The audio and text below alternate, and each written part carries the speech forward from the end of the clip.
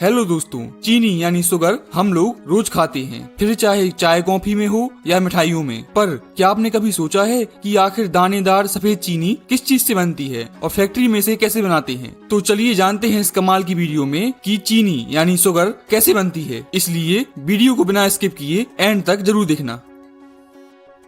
दोस्तों, चीनी बनने की शुरुआत होती है गन्नों की फसल के शुगर फैक्ट्री में पहुंचने से, क्योंकि चीनी मुख्य रूप से शुगर केन यानी गन्नों से बनती है। इसलिए ट्रक या ट्रॉली में लोड करके गन्ने फैक्ट्री में पहुंचते हैं, जहां पर उन्हें क्रेन मशीन की सहायता से अनलोड किया जाता है यानी उतारा जाता है और इसे श्रेडर मशीन में भेजते हैं। यह मशीन कुछ ही समय में गन्नों को कट करके बारीक फाइबर में बदल देता है, लेकिन यह उसका जूस नहीं निकालता है। अब जो फाइबर हमें मिला है, इस फाइबर को लाइन से एक के बाद एक लगे रोलर मिल के बीच में से गुजारते हैं, जिससे फाइबर में मौजूद एक एक बूंद जूस को निकाल लिया जाता है। 2-3 रोलर से गुजरने के बाद इसमें गर्म पानी डालकर फिर से रोलर के बीच में से गुजारते हैं। इस तरह से 99% तक जूस निकल जाता है। अब इस फाइबर को मशीन की सहायता से छानकर अलग कर लेते हैं, जिसे बगैस कहते हैं। लेकिन यह बगैस वेस्ट नहीं होता, बल्कि इसे जलाकर ही फैक्ट्री की सारी ऊर्जा और बिजली बनाई जाती है। इस तरह से फैक्ट्री ऊर्जा के लिए आत्मनिर्भर हो जाती है।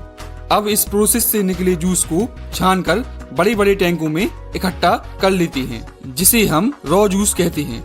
अब इस रॉ जूस को लैब टेस्ट के लिए भेजते हैं, जहां पर उसका केमिकल कंपोजिशन और शुगर कंटेंट चेक किया जाता है। लैब टेस्ट के बाद जूस को रिएक्शन टैंक में भेजते हैं, जहां पर इसमें जरूरत के अनुसार लाइम यानी चूना डालते हैं और साथ साथ सल्फर गैस भी छोड़ते हैं। इन सब को फिर मशीन की सहायता से 5-6 घंटों के लिए मिलाया जाता है। इस दौरान ब्लीचिंग और एल्कलाइजेशन की प्रोसेस होती है, जहां से फिर इसे क्लेरिफायर टैंक में भेजते हैं। वहां पर इसे टैंक में भरकर छोड़ देते हैं और कुछ समय बाद सारा कीचड़ नीचे बैठ जाता है सेडिमेंट के रूप में और साफ पीला जूस ऊपर रह जाता है। अब इस साफ जूस को कचरे से अलग करके एवेपोरेटर्स में भेजते हैं। एवेपोरेटर्स में जूस को तब तक उबाला जाता है जब तक यह एक गाढ़े सिरप में ना बदल जाए।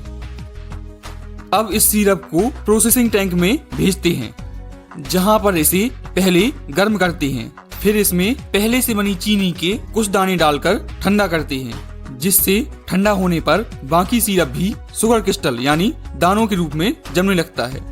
इस दौरान सैंपल लेकर इसका टेस्ट भी करते हैं, यह चेक करने के लिए कि क्रिस्टल कैसे जम रहे हैं। जब यह सिरप ठंडा हो जाता है, तब इसमें 2 तरह की चीजें होती हैं, शक्कर यानी शुगर के क्रिस्टल और मोलेसिस।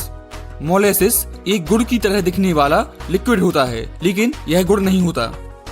अब इस सिरप को सीरीज में लाइन से लगी सेंट्रीफ्यूजिस मशीन में डालते हैं। यह मशीन 1 मिनट में 1000 से 2000 बार घूमती है। इस मशीन में एक बारीक छन्नी लगी होती है, जिससे शुगर के क्रिस्टल बाहर नहीं निकल सकते, लेकिन मोलेसिस बाहर निकल जाता है।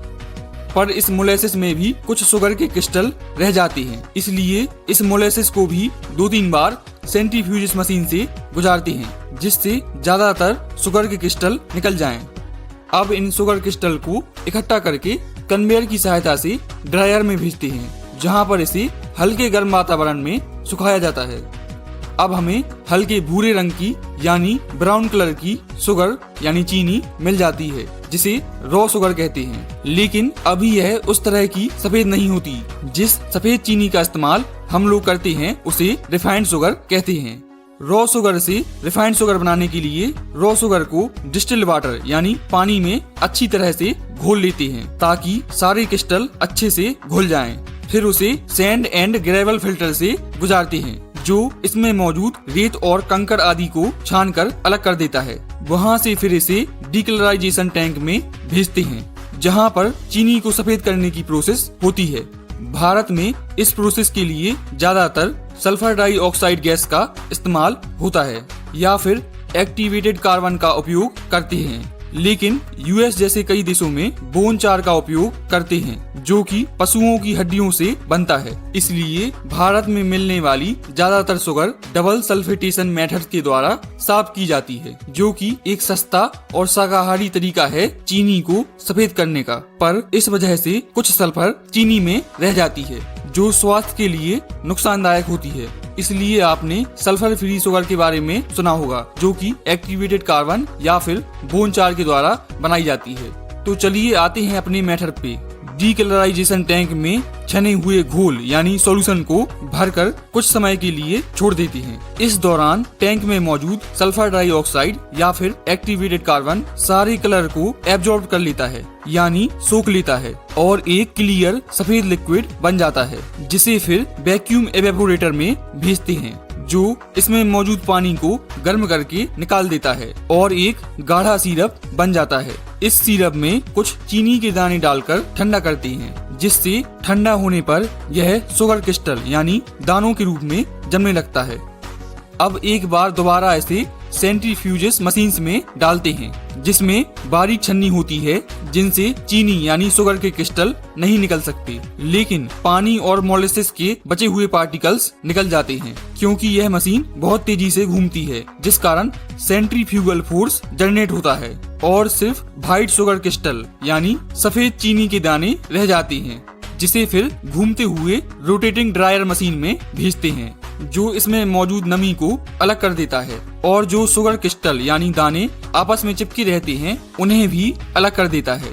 फिर इसे बड़ी बड़ी वाइब्रेट करती हुई छन्नियों के द्वारा छानकर इसे स्टोरेज टैंक में भेजते हैं, जहां पर हजारों टन शुगर को रखा जाता है, जहां से फिर इसे ऑटोमेटिक फिलिंग मशीन के द्वारा प्लास्टिक बैग्स यानी बोरे में भरते जाते हैं और इसके ऊपरी सिरे को सीकर पैक कर देते हैं, जहां से फिर इसे आगे ट्रांसपोर्ट किया जाता है। तो इस तरह से बनती है चीनी यानी शुगर। अगर आपका कोई डाउट हो तो नीचे कमेंट करके जरूर पूछें, और अगर वीडियो अच्छी लगी हो तो लाइक करें, चैनल को सब्सक्राइब करें और दोस्तों के साथ शेयर करना बिल्कुल ना भूलें। मिलते हैं किसी दूसरी वीडियो में, तब तक के लिए जय हिंद, जय भारत।